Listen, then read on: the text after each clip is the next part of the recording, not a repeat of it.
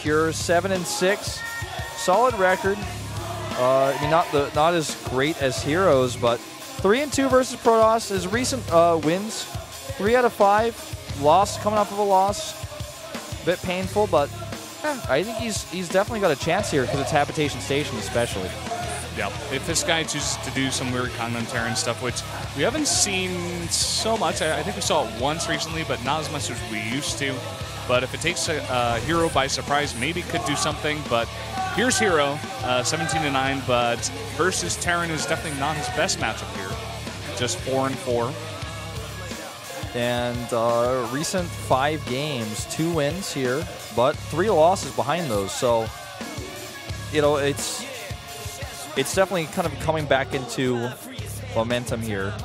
Shaking his hands, making sure he's warmed up. Shaking that RSI out. Don't need that for the game. Shaking a what? That RSI, you know the... What's that stand for? I don't know. It's like wrist injuries or something. Oh, okay. All right. Sorry, I just didn't know what that was. All right, here we go. Going into Habitation Station. Which one of these teams is going to bring them to a 2-1 lead?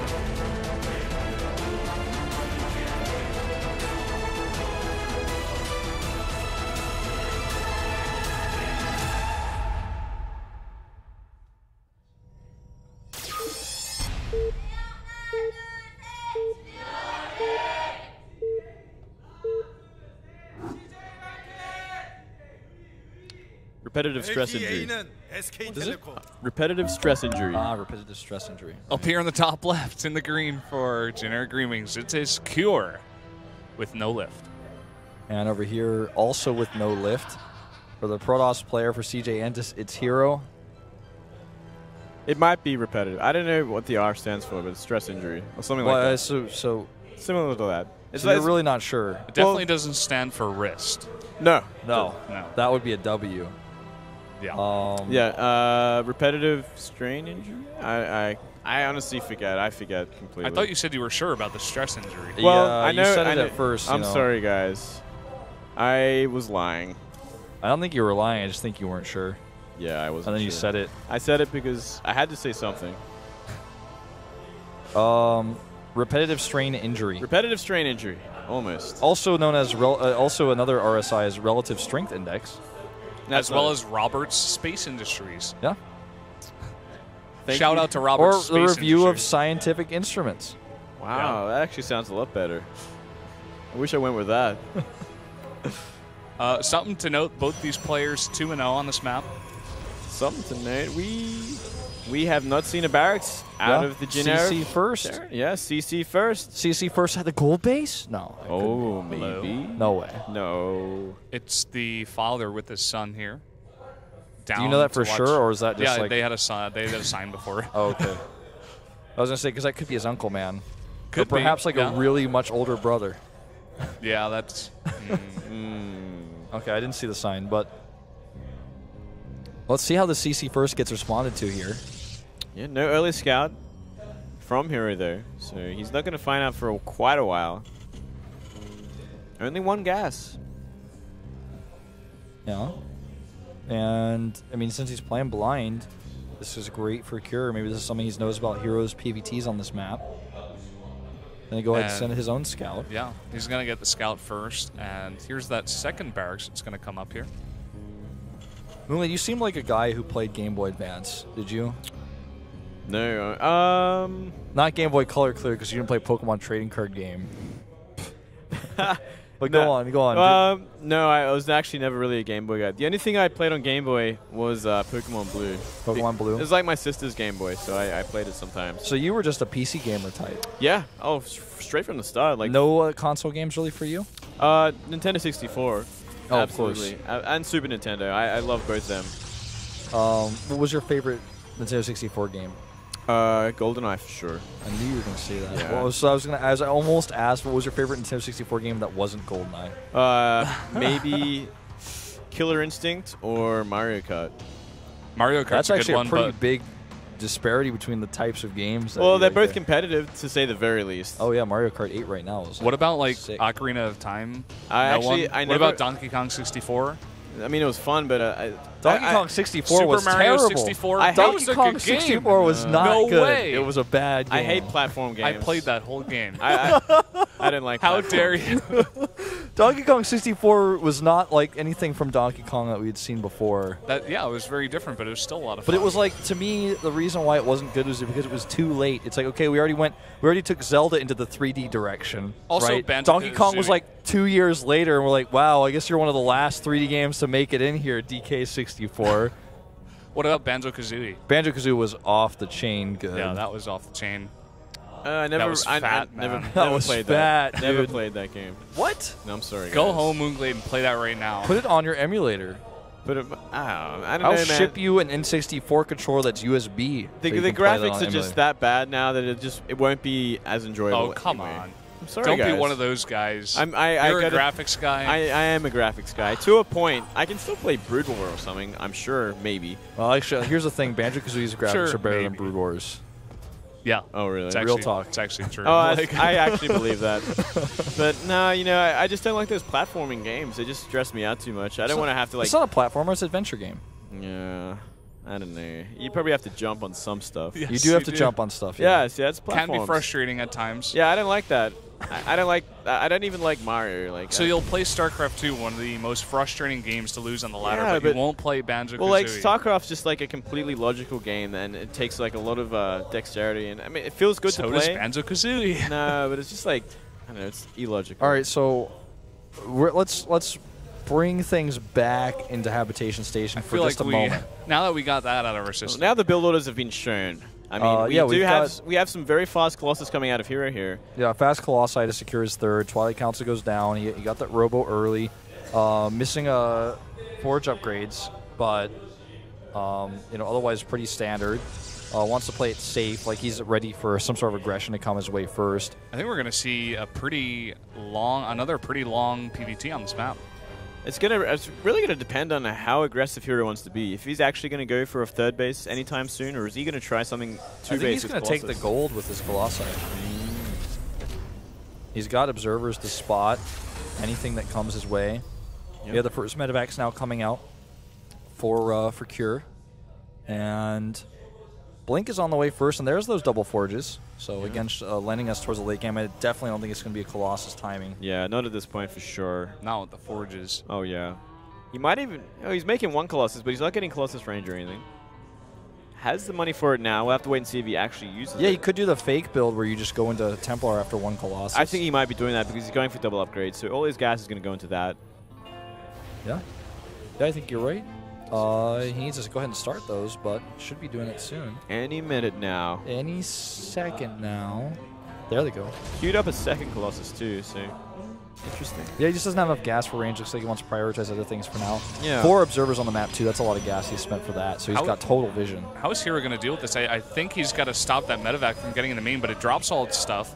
Puts all his stalkers over there and defends over here with the Colossus. I think he's got the Mothership Core over there as well, so I think he should be okay. Yeah, he'll be just fine. He just has too much vision of what's going on. Yeah, he has too much vision. It's actually It's really too good. safe. He's too safe. He sees too many things on the minimap. Well, too much for Cure to do anything about it for sure. Yeah, Cure is like trying to find opening, but there are no openings. Yeah. Really nice. I really like this amount of observers, and I love the spread of them too. He sees everything. There's no way there's a drop that's going to get in anytime soon. The thing is, because of the way they're placed over the air too, like it's hard to actually snipe them. He doesn't know exactly where they are. Oh yeah, this is brilliant positioning. He's got just a line of observers that go across the map. Like nothing is unknown to him. Yeah. Yeah. I like it. This guy's basically God right now. Oh, let's not get carried away here. Yeah, calm down, Brennan. That's actually. I'm sorry. That's like going too far. This guy's Brennan. basically got map hack right now. Like. Well, this is a big drop, but I think it's going to be seen. Yeah. No, he found oh, no. It was seen by the edge of that guy, but he is.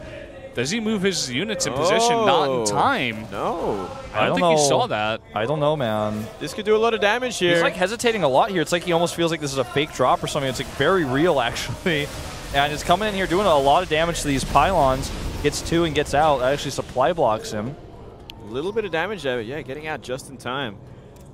I feel like a spotter pylon in that top left corner wouldn't be a bad idea. I think that he's got so much observer coverage, but it's still snuck through somehow. Yeah, like, it creeps between them. Third base almost up for both players here, so definitely going into that mid to late game. Vikings being produced now to deal with these Colossus. Yeah. herO starting his 2-2 upgrades as Kir puts down his second eBay. And the armory on the way. Yeah. Adding a few Widow Mines is an interesting choice. Maybe. God. Another actually scanning huge kill the drop. ops. Well, he got 1 of 4. Yeah. Nothing is a secret. Look at the amount of money he spent on gas on upgrades, getting the Twilight Council researching charge, trying to get these Colossi out, 2-2 upgrades. He has like a very low amount of supply. He needs to be careful because he's like, in a sense, like almost all of his eggs in one basket with the Colossus tech because his ground army is pretty small otherwise. Yeah. I feel like he's very safe, but at the same time a bit risky in that. As long as he can hold off everything that Kir throws at him by, you know, good coverage and just good positioning, he can be okay. Snipes a nice medevac very nice right snipe. there. Yeah, and pushes Kir way back. Has to be very careful, and yeah, still no Templar Archives tech, so he's going to be a while. He's going to have to like eventually have a fight against the Vikings, and it's really going to come down to how he micros and how the position is with his Colossus if he's going to win this fight. Yeah. Well, I mean, he's actually not even going to take the engagement, it looks like. No? Looks like he's going to pull back. Always a risky choice as a Terran player to just allow the Protoss to be ahead in the late game, you know, because if you get to late game, the Protoss is always going to have an advantage. He's got multiple forms of AoE damage. He's got the upgrade lead on you oftentimes. In this case, going to be a whole set of upgrades, 2-2 versus 1-1. And the +1 for Vikings is like very late, so it's always, you're always really playing with fire if you allow the Protoss to go like, you know, 20 minutes plus if you allow that stage of the game to happen. Yeah, especially because seeing how greedy that double upgrade is. I mean, you can see by simply the supply, it's like 30 supply down this whole game so far. And herO is reading this guy like a book. He did not see this one, though. This drop somehow sneaks through. It's going to start doing some damage, but the overcharge comes down as well as some units warped in, and this attack is not doing anything. And over here, these two medevacs are probably going to go down. One does. It's just looking so good for herO right now. Except for that natural. So many probes have gone down here. Yeah, he actually lost, now down to 53 probes. We'll finally clean this up. The Bay may fall. Oh, no, he's not targeting it. So actually it's going to live. The medevacs may not, on the other hand, get out of there. 3-3 now started, whereas we don't even have +2 armor queued for Kir. He's actually just researching the +2 attack. No fourth base for him, no advantages whatsoever. He's now starting Ghosts to anticipate the high Templar switch, but that isn't even happening right now. This is such cool play out of herO. He's just holding.